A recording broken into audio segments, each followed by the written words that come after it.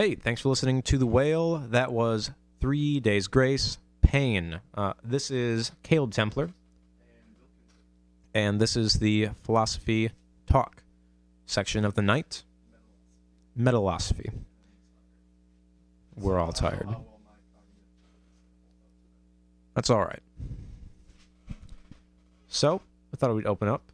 Thank you all for listening. And wonder if any of you have been to Art Prize recently. If not, you guys should definitely check it out. Yes, I just went last night. Wait, I don't even know. Yeah. No. I don't know, a little me. Oh, wait. There you go. There we go. Hello. That was why I couldn't hear myself. Okay. Sorry about that, guys. We don't know if you heard what we were just talking about or not, but Art Prize. Yes, it is great. I went this last weekend. Checked out all the exhibits. It is fascinating. There's a lot of really good stuff going on. If you guys have not seen it, you should definitely go down and check it out. There's some concerts that are going on in the upcoming weeks, and some of them are really good. Crane Wives are playing. They are amazing. Do you know where they are playing? I do not know the exact stage. I've only, last night? Yeah, last night was the only night I went down there so far. But I ended up walking around for like 2 hours or something like that. What would you say, like, anything stick out to you? What was your favorite, I guess? My favorite? Well, the horses made out of sticks in the river, made out of driftwood. Maybe not really, like, amazing, but in terms of just scenic beauty, say that was tops. Easily tops. Okay, I think I know what you're talking about. Yeah. That was made out of driftwood? I didn't Walk know over that. made out of Yeah, I've seen it. I know what you're talking about. I think Blue Bridge. Yeah. Walk Bridge. I think probably my favorites. It was in what's that really nice hotel that they have down there? The Grand Plaza Hotel? Yes, that's it. Yeah, you know what I'm talking about. In there on like the third floor of that, it was man, I don't even know how to describe it. It was a dragon that was made out of beads that were hanging from the ceiling. Oh, yeah, I did see that. Did you see that? Yeah, they're buttons that are suspended. That was cool. Yeah, very neat. I mean, I'm not artistic enough to like break down metaphors or anything like that and really get in depth about it. Just if it's aesthetic enough for me, then I'm just like, neato, man. Have you taken Neato. aesthetics? No, I have not. For anyone who has not taken aesthetics, you should do so. Because... But didn't Kevin say that it will make you hate aesthetics? Yes, Kevin did. But it's okay, because the nice thing is that it gives you an appreciation for art. So that piece, well, it was not my favorite. And not to slander the artist in any way, but I understood how it was made. Like, so they made a three-dimensional model of the dragon, and then took points, and were able to point out like the different points on this dragon, so that they could suspend beads from the ceiling to create the illusion of the actual dragon being there. So it was only like a hollow, like the shell of the dragon in beads. Yeah, I got that. So it's really time consuming, which I have a lot of appreciation for that. But it definitely pulled you from what you were seeing, but you just were able to appreciate it. And so in that sense, it was definitely aesthetic, and I'm very artistic, and it was in the top 10. Definitely in the top 10. Yeah, so we can definitely say if anybody has not gone down there yet, I think it goes until I want to say October 2nd. Oh, I thought it was longer than that. I thought it was I know, at least like another 2 weeks or something like that. Well, it goes on for 2 weeks, and Yeah. it began last Tuesday. Oh, did it? Yep. Okay. Well, we're, maybe we're a week October into it 2nd. already. Okay. So you have at least another week left. Definitely go check it out. Yeah, I say we're gonna take a break real quick, just so we can set things up, and then after that, we will kick things off. Sounds good. You guys enjoy listening to... Oh, let's see what we got here. We have Grizzly Bear. Grizzly Bear is amazing. Play this for you up next. We'll be back in just a few minutes. And that was Everclear. She's so high above me. and we have a crowd now. Oh, you? Some like 9 or 10 people staring at us in the window. Probably more people than are listening to the actual show. Probably about 5 times as many people as are listening to the show right now. How does Hi, that Mom. work? Hey, what's up? Yeah. How's it going? Nice to meet you, Mrs. Kinter. Yeah. Mrs. Kinter. Yeah, despite the fact that we are not very good at radio and I left the mics on when we were having technical difficulties. This happens a And- lot, but it's okay. Look, Mom, no brains. So a couple, a couple events that we've got going up, we thought would be interesting to mention. Firstly, on October the 3rd, which is a Wednesday, there Wait. is the Take Back the Night event, which is Lib 100 and I think 201 everybody is approved. flipping out their phones and iPads right now and trying to listen to us on. Oh, they're texting The whale. us. Are they? Are they? What are they doing? I don't know what they're doing. I can't hear them. We're in a soundproof room. What? I don't know. What's... I Anyway, don't know. Okay. Take Back the Life Night. It is Lib 100 and 201 approved. It's going to be a guest speaker. Her name's going to be Stacey Ann Chin, who is a survivor, author, advocate, and artist. And apparently there'll be some slam poetry going down. Ooh, very nice. Slam poetry. I actually got into that in the past year. It's actually. Did you? Oh yeah. Oh, that's good stuff. Oh yeah, definitely. Lots of fun. And then, in addition to that, there is something that I think is near and dear to all of our hearts, is the Make a Difference Day. And if you're not familiar with this, the Make a Difference Day is the day during the year that we get students and educators alike to go out and do service events for things. And you can sign up on the Grand Valley State University page at the Community Service Learning Center page. Sign up as a participant. I do believe that our site leaders are full as of right now. But if you sign up, you will be put together with a group, and you will get free food and a shirt that looks really cool. It's in blue, Laker Pride, go GVSU and or Lakers. And you go and you help do things. You maybe do some landscaping, or you clean up garbage, or take care of kids, or things along those lines. Lots of good stuff that we're doing. Check it out. You good?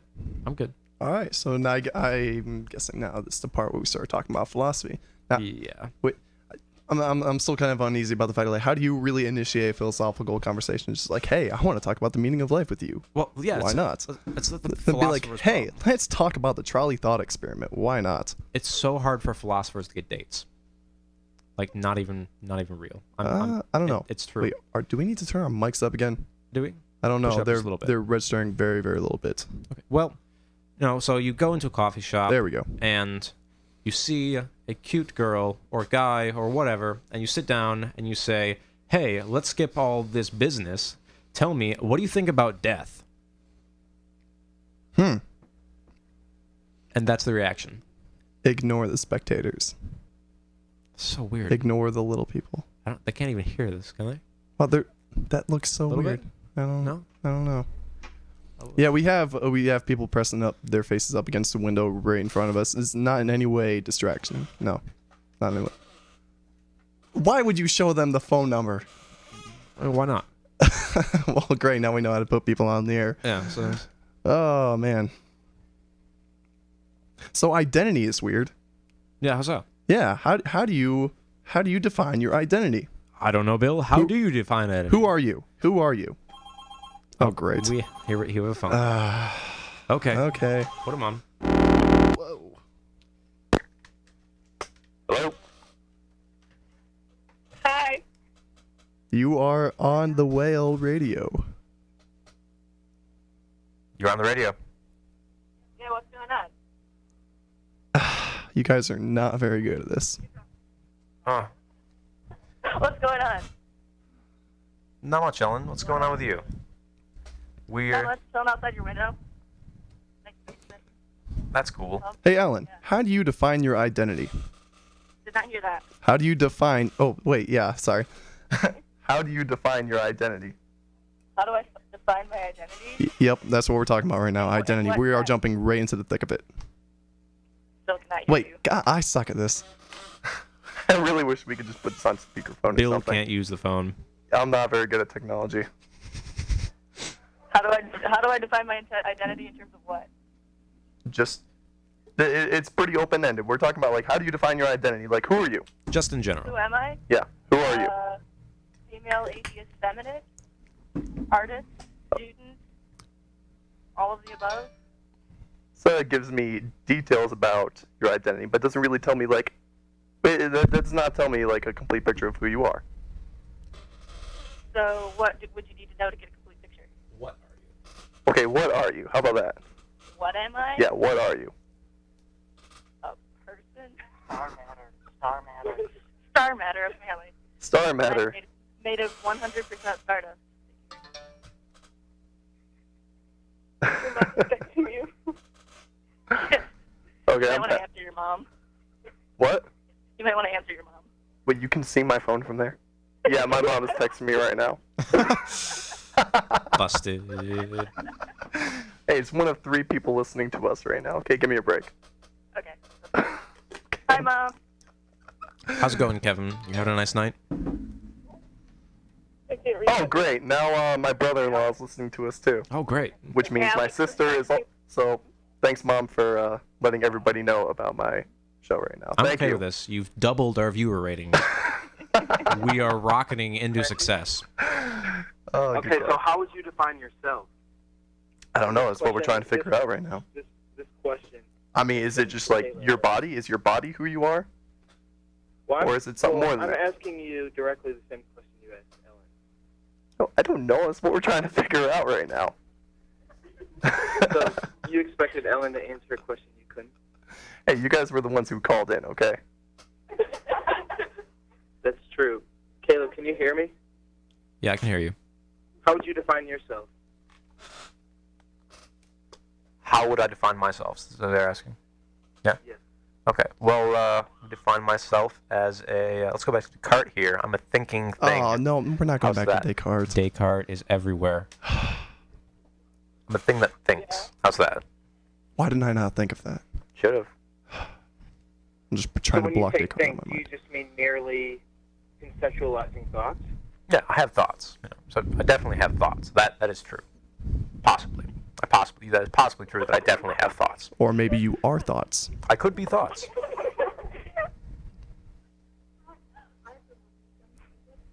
All I hear is giggling girls in the background now. You know, Yeah. that's all the intellect I have in me. You know, there's probably like Ebola on that glass. Ebola? The people outside of our studio are pushing their lips to the glass, unfortunately.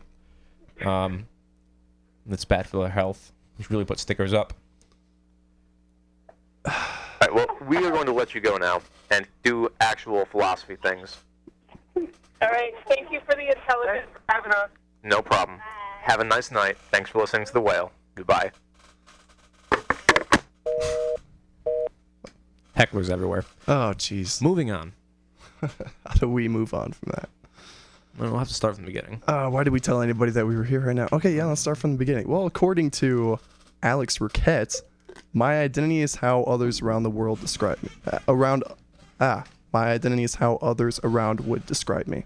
Okay. What would your take on that be then?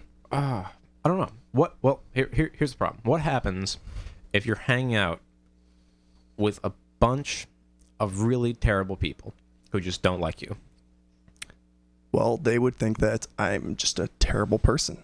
I'm not necessarily a terrible person, but they would definitely think I am. Well, yeah. In their world, in their own little realm, yeah, that pretty much sums me up. That's a single story of who I am. Yep. So if you're defined, well, hold on a second. So you're saying that you exist differently depending on the person who is interpreting you. From their perspective, yes. From mine, no. Because I exist from my own perspective. And then, well, like from my own perspective, I have probably the best story of who I am. Okay. But even that isn't necessarily true because I may have a false perception of myself. Like Some kind of somebody confirmation bias.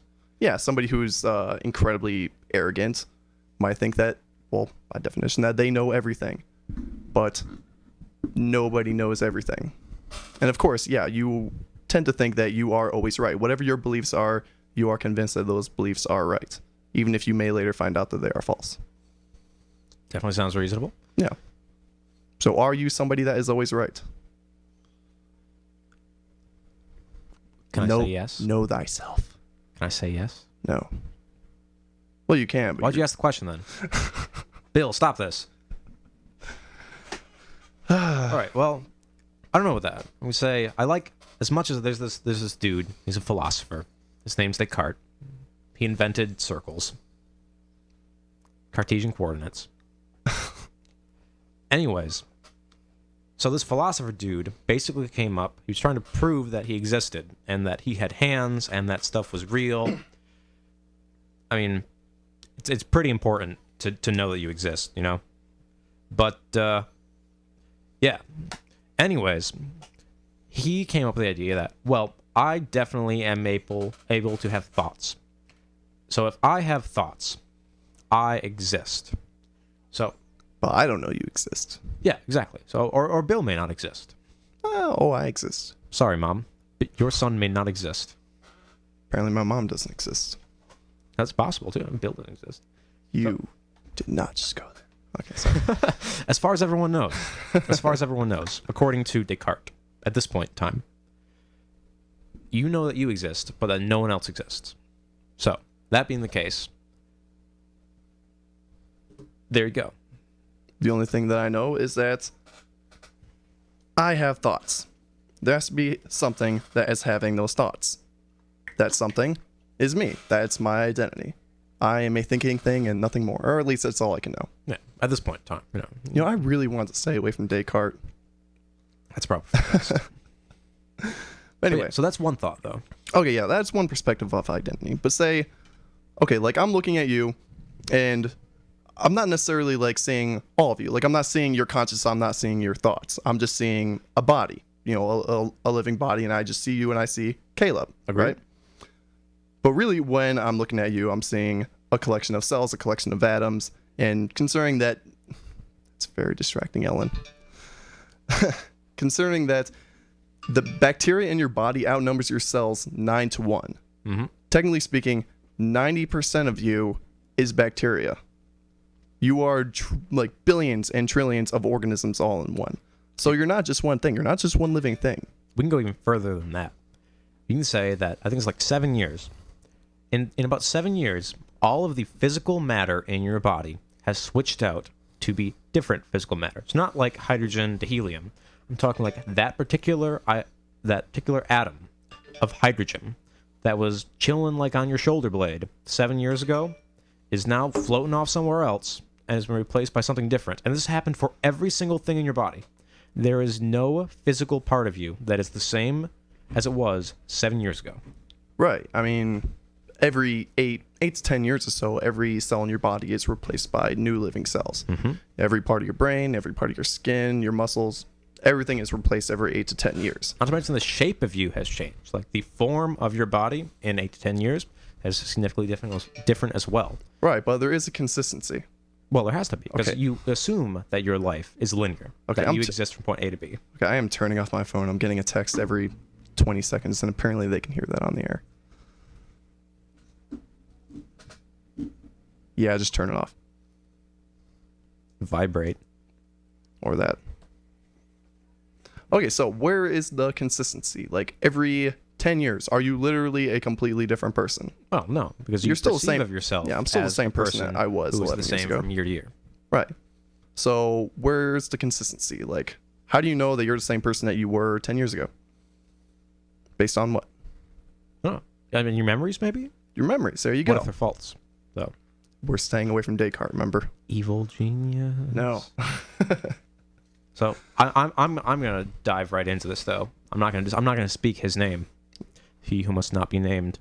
All right. But yes, there's this idea called the evil genius, and it's what would happen if there's this all-powerful being who decides it would be really hilarious just to screw with you. So he has the power to make the memories that you have not real. They're fake memories. It's like Total Recall. Does not exist. Right. So you can't really, like, just from that one argument alone, your memories can't really be taken for, for fact. They're not entirely trustworthy. And to kind of like further that example, you could say somebody with Alzheimer's, right? Say now there was somebody in war who committed, countless war crimes, and they committed all these horrible, horrible atrocities, right? But then they suffer severe memory loss. Would it be right to send them to prison as punishment for those crimes if they do not even remember committing them? Well, that's a two-pronged issue. One, it's ethical, obviously. Yeah, right. If they don't remember it, man, right. Is it right to send them in the first place? The second issue can you say legitimately it's the same person? Maybe it's so they've had like cases of this. They have like a war criminal or something who escapes, goes off to a foreign country, lives there for 10 years, gets knocked in the head or something, and forgets his past, and he becomes a nice little old guy who plants flowers and gets married and has kids, and he contributes to the community and kisses babies, all that great stuff. He's like a totally different person. The person who he was and the person he currently is are completely different. So what's the issue then?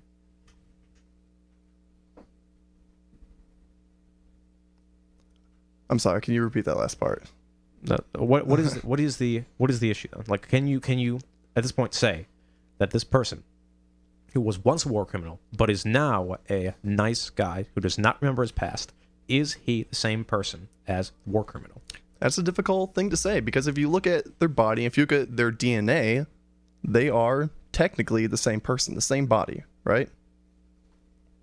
Well, I mean, his body is his body is the same. The shape of his body is kind of sort of the same. But remember, His genetics are the same. His the DNA cells? is the same. That's true. But remember, your DNA does change over time due to radiation, due to cell decay. But assuming telomeres for breakdown. the most part, your DNA is the same for the most part from the time you're born to the time you die, right? Effectively, yes. Right. So, since the cells itself in your body can be replaced over time, and memories can be forgotten, like it wouldn't be right to say if somebody committed a murder but then suffered extreme memory loss, and then 10 years later they get arrested and say you committed a murder 10 years ago, and they go, "What? I would never do something like that." They're a good person, assuming. Or like sleepwalkers too. They go sleepwalking yeah. and they accidentally kill someone or something. Are they liable for that murder if they weren't conscious for it? Yeah, and if they have no memory of their past, you can't really say that they're, they don't have the same experiences then. If experience defines a person, then those experiences are wiped out as soon as they have memory loss. Yeah. So it's a really tricky issue, and there's no clear and cut defined way to look at it. Yeah, or say, okay, so like we can't really say memory defines person. Now let's say, like if I lose a leg, Sure. am I less of myself without having that leg? Or if I look at my leg lying on the ground over in the corner over there, is that leg me? Can I point at that and say, that's Bill? Well, does Bill the leg think? No. Okay. Well, I know someone who would say that leg is not Bill. Right. Okay. So how much of me can I remove from myself and still say that part of me is me? Like, what part of me is actually me? You can essentially, assuming that I can still be alive, you can cut off every little bit of my body with the only thing being left is my brain. Is my brain me? Is that my entire identity is just summed up in one organ, essentially? I mean, how else are we going to conceive of that? So, again, there are parts of your brain, too, that do things you don't want to do. So, let's say there's a lower part of your brain that's really, really hungry, but you have stuff you have to do. So, which part of you is more you? The ego. Well, is that you? Or is that more you? Ego is probably the most me that you could say. I mean, that's where like our identity essentially comes from. I mean, the hunger, that would be, I want to say the id. Well, presupposing that the ego and superego and the whole Freudian thing exists. I mean, it is kind of tricky. According to Freud, I'm pretty sure hunger would fall into the category of id. That's basic survival instincts, right? Okay. We're gonna catch up this in just a few minutes. We're gonna take a break though and play a few songs. So we will be right back. Thanks for listening to The Whale, and well, this is Elton John's Rocket Man. Hey, welcome back to The Whale Radio. So last time we were talking, we were discussing identity. You didn't even chuckle at my radio voice. We can have fun here too, That was a radio voice? As well as going forward. I was recommended to do a radio voice. It's like the creepy. Hey, like, how's it going over there? like one of those bad mascots for Hey, like a West local, Michiganders. like a local fun hangout place. Or all those in Hey, Chicago. welcome to Wacky World, where we're gonna play with toys that have gone slightly out of expiration date because It's one Sorry, of those your things. toys have an expiration Yeah, date we on had one them. of those. Like we had, it was like an off-brand. You had stuffed animals that you couldn't use after May 31st, 2012? Like, is it like AJ's or something like that? Like where you drive around in go-karts, things like that? I don't know. It was like an off-brand one of those. An I had off-brand a somewhat go-kart normal place. childhood. I don't know what you're talking about. I spent my time on the beach reading Foucault, and it was like a scene out of some French film. Yeah, like I said, normal childhood. Okay, over well, here. Well, some of us have tragic backstories. Ta-da! Foucault invested childhoods. Okay, back to Identity. Identity then. Like I got cut off, so I got cut off in the middle of my spiel. But anyway, identity. Let's talk about if I chop off my leg, throw it in the corner of the room. Is that still me? No. What's left? So you just say like my brain is me. But anyway, a good thought experiment that kind of goes along with this is the ship of Theseus. I can't remember who exactly. Was it Parmenides? Might have been. I think it was Name rings a bell. I think it was Parmenides who came up with this. But essentially, the way it goes, if you have a ship, right, and you hire somebody to replace a few parts on the ship, so he goes on there and he replaces a few cabin doors, a few boards, things like that. But as he goes along, he discovers more and more things that needs replaced. And as he goes, he ends up replacing every single individual part of that ship, so that everything on the ship is brand new. So he has the one ship that's an entirely new ship. And then next to it, he has a pile of parts. And he realizes that out of all the parts that he has there, he can build an entire ship out of it. So he puts all those parts back together, and now he has two ships. Which ship is the original one? Like, what is your ship? If you pay the person to go on and fix it, which ship is yours? The Well- one made of all the new parts that everything was replaced on, or the one that was put together of all the old parts?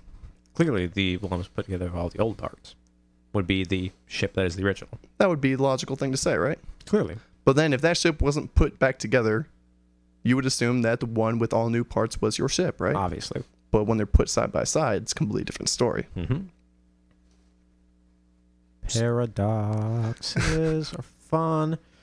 But no, really, it's problems like these that lead us to question issues of identity. So that being the case, the ship of Theseus being a main example, how do you deal with cases of criminality where you have people who don't remember things, or how do you deal with people who have amnesia in terms of, maybe just like legal licensing, things along those lines? What's the ethical stand on that point? According to our justice system, I honestly don't know like what they would do in that situation. I do know that this was a problem for World War II veterans, particularly for Nazis that were committed of war crimes, in concentration camps. But then as they grew older, a lot of them had Alzheimer's, and they did not remember. They didn't even remember their name half the time, let alone all the things that they did in the war. Would it be just to convict them of a war crime in that situation? I would say honestly, no. Now, what's the again? What's the even? Like, yeah, what would you gain out of that? Like, is that justice? No, not at all. It's just revenge of some sort. At least that's what I would argue. Revenge with no ends to be attained, essentially. Yeah, and honestly, I would say the point of justice, not to get off on too great of a side tangent, is rehabilitation. In some sense, so that's Right. what the point of the prison system is. Mm-hmm. So what's the point of imprisoning someone for, even for life? I guess. I would argue against it. I mean, like, that's supposed to be the point of prisons, is to rehabilitate. That's why they're called, referred to as rehabilitation centers rather than prisons, because prisons has more of a negative connotation to it. So we're trying to think that we're doing something good out of it, but it doesn't matter whether or not that's the case. Well, fun fact: the way the Swedish handle their penal systems is that's such a fun word, penal system. Anyway, We're all about professionalism here at the Whale. Anyway, so what they do is they basically build like small cities, and they build houses, like double wides, and they put prisoners in these double wides, and they give them the kitchen, and they give them food, and they have beds that are comfortable, and they get televisions, and there's access to libraries and books and things like that. So it's its own small community. So the purpose is of these rehabilitation centers, that's really what they are, is how to teach a person that what they did was wrong, find better alternatives for this person, and then try to reintegrate them into society as seamlessly as possible so they don't commit more crimes. Well, at that point, why would you want to leave? Well, here's the weird thing, though. I mean, if it's not a punishment, then there's like no reason to avoid doing it. Well, it's a punishment. That's where it gets. That's where it kind of gets tricky. They're restricted in like what they can do, of course. Well, yeah, they don't have they don't have the same personal freedoms they would enjoy otherwise. But other than that, I mean, taking away freedoms isn't necessarily a punishment, like in that sense. Well, the same could be said of the American system. I mean, what was it? It was less than a year ago. There was a guy who got convicted of doing something or another. I think it was like a minor offense. But the reason he did it was his third strike, and he did it because he said he could not find a job. So he thought it was better to be in prison, not be able to move around, because he could get food. He would actually have health care to pay for his problems, because that's when you go to prison, you get free health care. And all in all, it's a better system for him than living on the outside world. And that is not an entirely rare thing either. No, not at all. For homeless people in major cities, a lot of times they will just rob a store just so they can, go in even in a holding cell, just so they will have a roof over their head for a night, so they won't freeze or anything like that. So that's the problem here. But that doesn't occur so much in Sweden. So they go there and then they get rehabilitated, and it's effective. You don't see a lot of repeat offenders. Mm-hmm. So the jury's out on it. No pun intended. But yeah. I mean, we did just go off on a wild tangent right off of identity, but I'm gonna continue with this anyway because I kind of like it. Yeah. But if you were to apply the same system, say in the United States, that wouldn't really work. For one thing, it would be ridiculously expensive to do right off the bat because we have so many people in our prisons right now. Well, we do. Like it works for them probably because they have a much, much, much lower crime rate than we do. I mean, their crime rate in Sweden? Yeah. It's a lot lower. Yeah, it's fantastically low. Yeah. So it would work out better for them. They actually have the resources to rehabilitate, whereas the most we can do with our resources is to just separate the people who don't belong from the rest of society, essentially. But now we have a chicken and egg problem. So is the reason for the the higher crime rate in America due to the way we approach our penal system as opposed to Sweden? So like I said, you don't have a lot of... Stop laughing at that word, Bill. If you didn't point it out the first time, I wouldn't have reverted back to 8th grade humor. Nothing has changed. We never grew up. See, we're the same person we were in 8th grade. Except just a lot more pretentious. Mm-hmm. And we have all new cells and everything. Also, Bill's mom. Bill is wearing a sports coat. Dude. And he is looking snazzy. You've raised a fine young boy. And there's not enough money that I would pay for a picture of his face right now. What are you doing to me? If you hadn't told me. But all right. Well, everybody who was watching us saw on my phone that I got a text from my mom because my phone was blowing up, and I got called out by 12 people who were staring at us through the window, telling me to text my mom back. And I did, and I told her to tell everyone else to stop texting me, which they did. Your mother loves you, Bill. She wants to talk to you more often. Why don't you call her more? I do call her. I called her back today. All right. Anyway, moving on. Let's talk about chicken egg problem, Sweden. Wait, before we do that, happy birthday, Dina. I forgot I was supposed to do that. It was my sister's birthday today. Happy birthday. Okay, quit texting me, people. All right. Anyways, so chicken egg problem. Chicken egg. Sweden.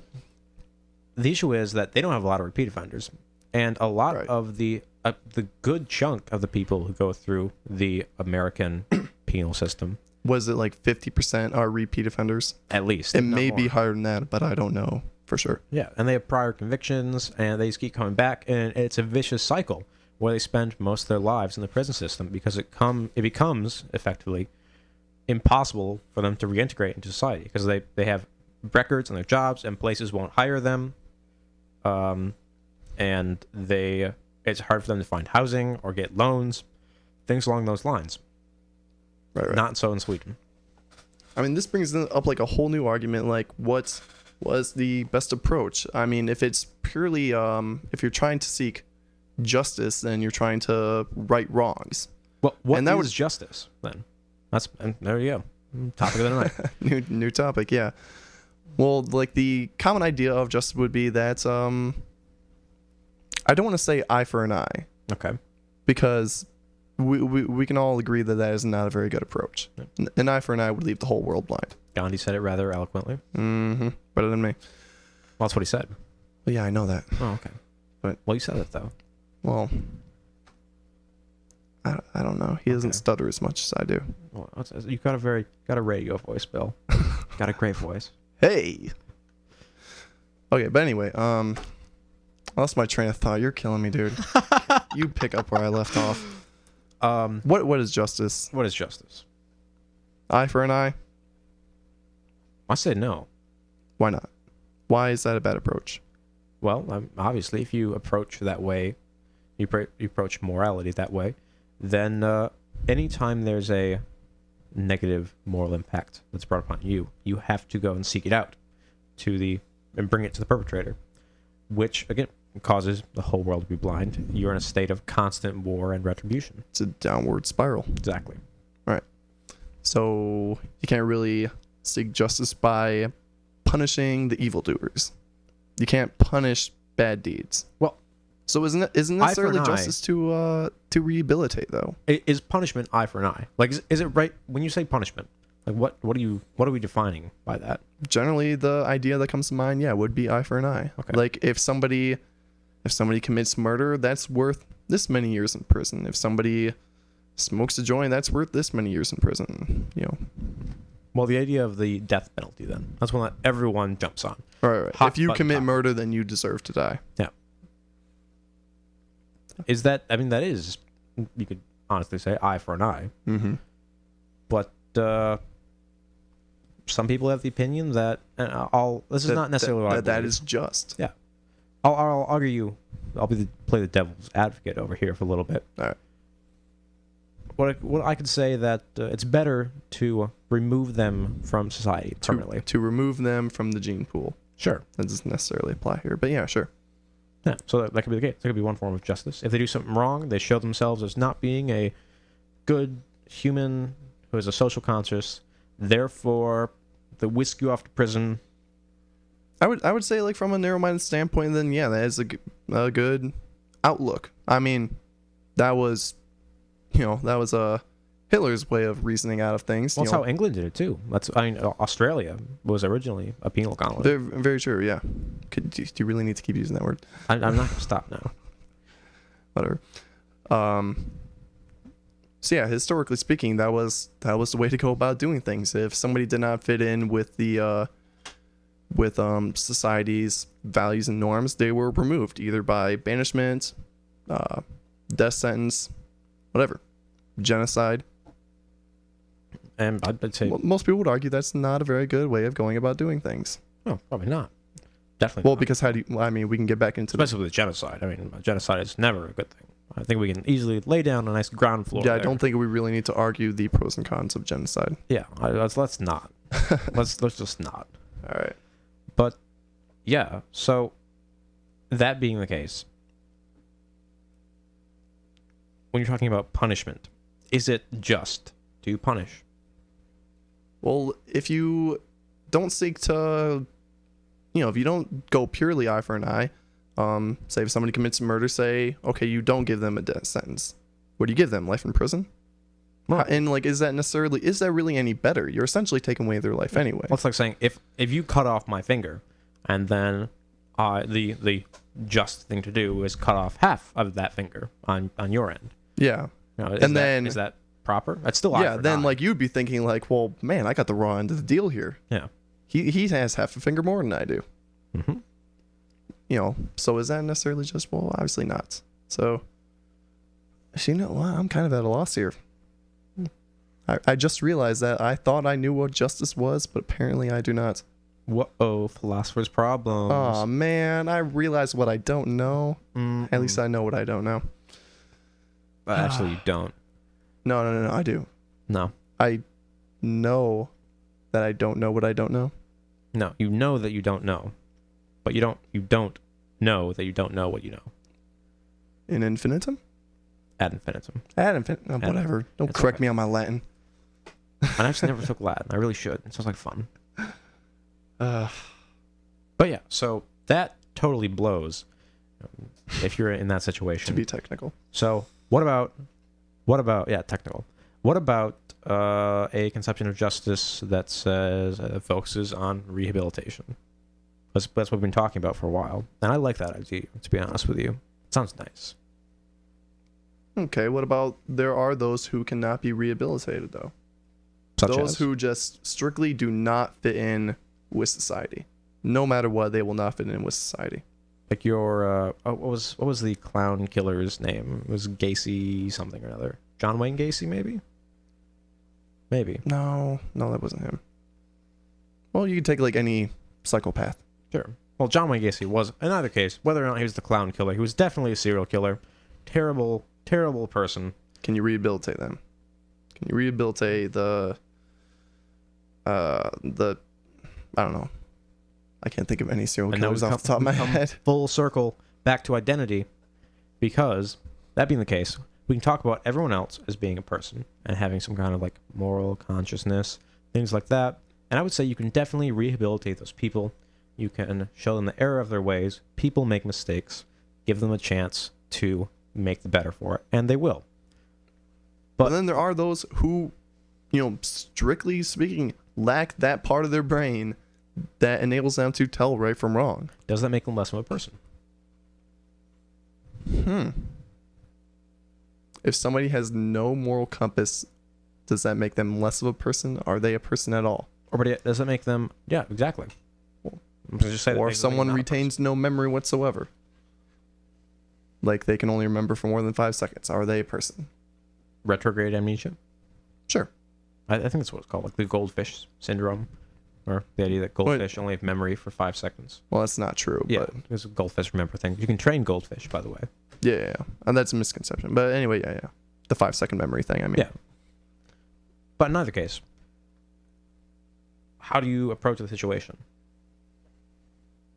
What do you do, Bill? You are Lord Chancellor Bill Kinterington, Duke. I would put it to a house vote. You can't do that. No, I'm doing That's it. not fair. I'm doing it. We don't have the House to pull here. Like we don't have that kind of pull on the whale. In time. Well, if I wield absolute power, then I'm giving the power back to the people and let them decide. All right. Well, what Because do you the think they would majority, decide? the majority cannot be wrong. That's Oh. a whole nother argument. Oh. That's a whole Oh, nother dude. argument. Dude, don't. No. What would you say though? You're trying to convince someone. Somebody with no moral compass, if they committed a crime. Yeah. What do you think about that? It's up to you. You have to choose. Forgive him for he knows not what he does. Okay. That's one standpoint. Or, I don't know. I mean, the way society would generally handle it is like, well, we have an exception here. We can't necessarily punish him for his crimes, but the best thing we can do is put him in a mental institution, probably for life. Yeah. And it would be achieving no end. There would be no goal to be reached, and justice would not be served. But So can justice that's really not all be you can do. served in those cases then? I guess not. Retribution cannot be given. You're at a loss. Well, shucks, son. I guess we have actually come to a conclusion on something. No, I think we came to a lack of conclusion.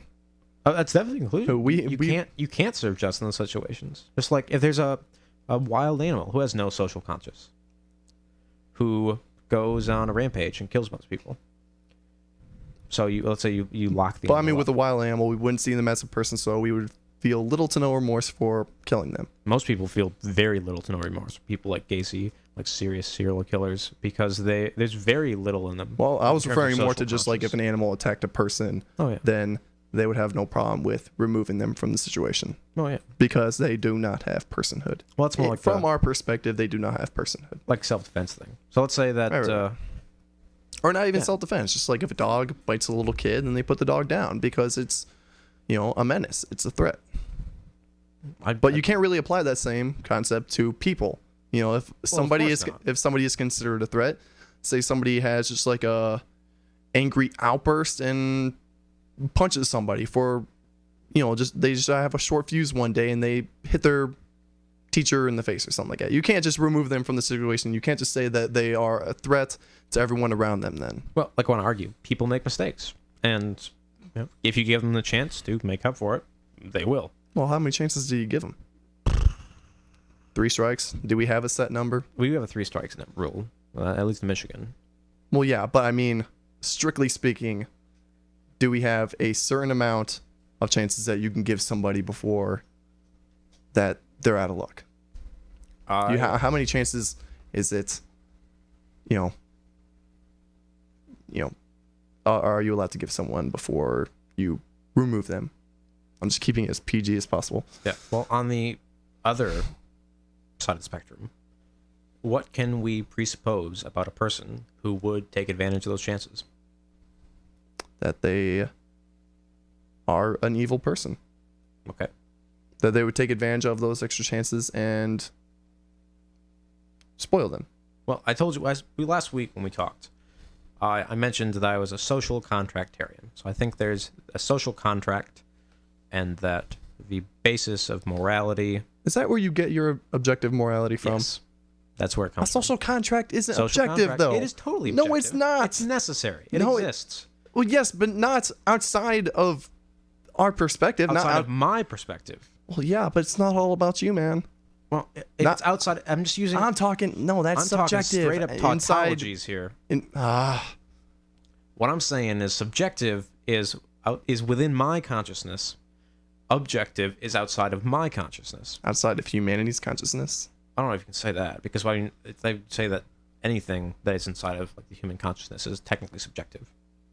Right. Which is tricky. Which is where I get my argument from. I mean, we're going off on tangent after tangent after tangent here, and now we're jumping right back to where we were last week. I'm not gonna lie. And It is late. It is late, and we're all tired. It's okay. Well, now the caffeine is just finally starting to kick in for me. I was exhausted when I got in here. But, okay, so we basically came to no conclusion about where our identity comes from. We came to no conclusion about our idea of justice. We did. What is We came justice? to the conclusion that you can't have justice meted out in some circumstances. That is the thing. We are just going on a downward spiral of nihilism. I'm sorry, Bill. This happens. Speaking when of people hang out with nihilism, me. how can you be an existential nihilist without being a moral nihilist? Make me air my dirty laundry on the radio, Bill. Yes, it doesn't make sense. You're contradicting yourself. You're saying nothing has any meaning, but an objective morality exists. I'm saying that nothing has any meaning in terms of meaning. Nothing has meaning in of terms life. of meaning. Yeah, and meaning of life. Right, Let's until talk you about give that. it meaning. Like a point to life. Until you give it meaning. Existential nihilism. Existentialism. You can't give things meaning, Bill. You can't do Why that. not? Why not? If everything is subjective. Because how? Do I use like a magic meaning stick that I like pull out of like my magical meaning You know bag, it's not that and simple. I wave Come on. it in the air, and then poof, I have the ability to create meaning. Or No, come on. there's like a Nietzschean like shuffle and dance where I have a conception of something. Do you care that if about I anything? live Do my you life care about a anything? million Do you care trillion about anything? bajillion years over and over again ad infinitum? Okay, let me talk. Okay. Let me talk. Do you care about anything? Yes. Okay, then there you go. There's your meaning. Why do you No, care no, about it? that's not how Okay, it works. what do you care about? What do you care about? And why do you care about it? Like fashion.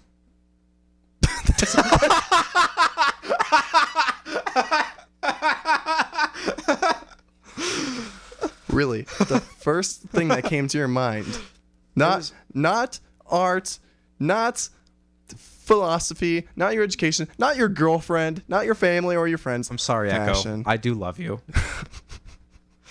You're second to his wardrobe. Okay.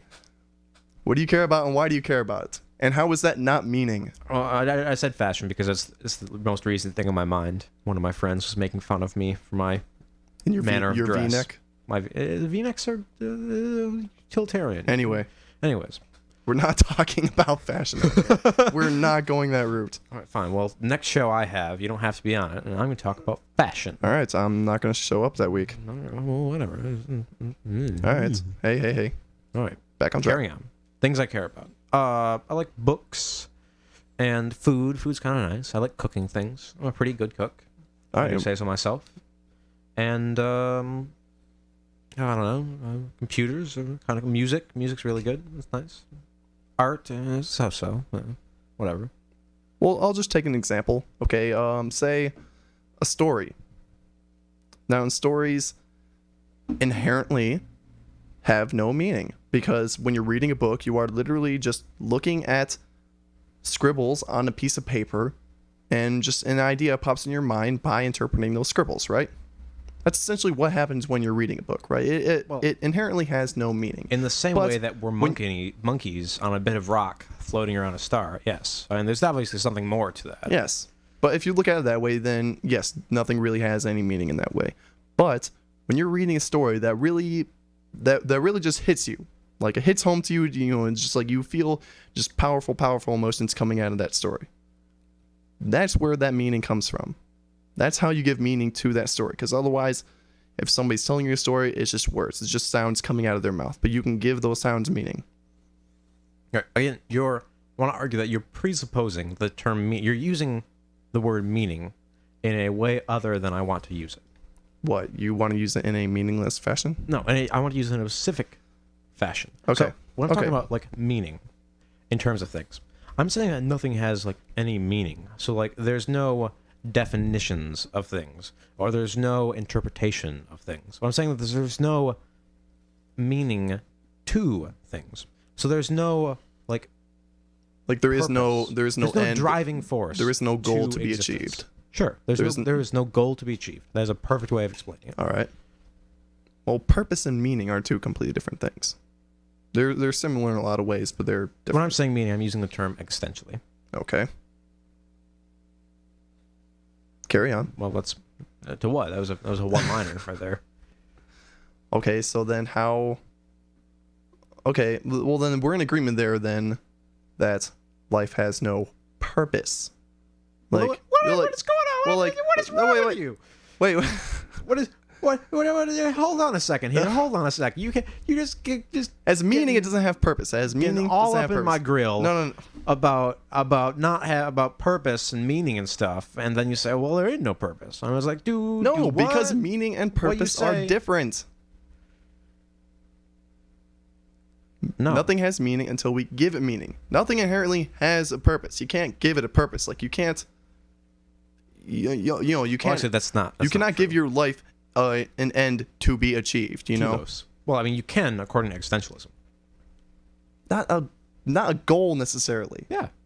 No, okay, like you are living to like achieve one goal, and then after you achieve that goal, say you achieve it before you die, then what? Well, Then you don't have a goal anymore. It's the idea. No, that's No, the problem meaning is with ongoing, and existentialism. purpose is just like a point.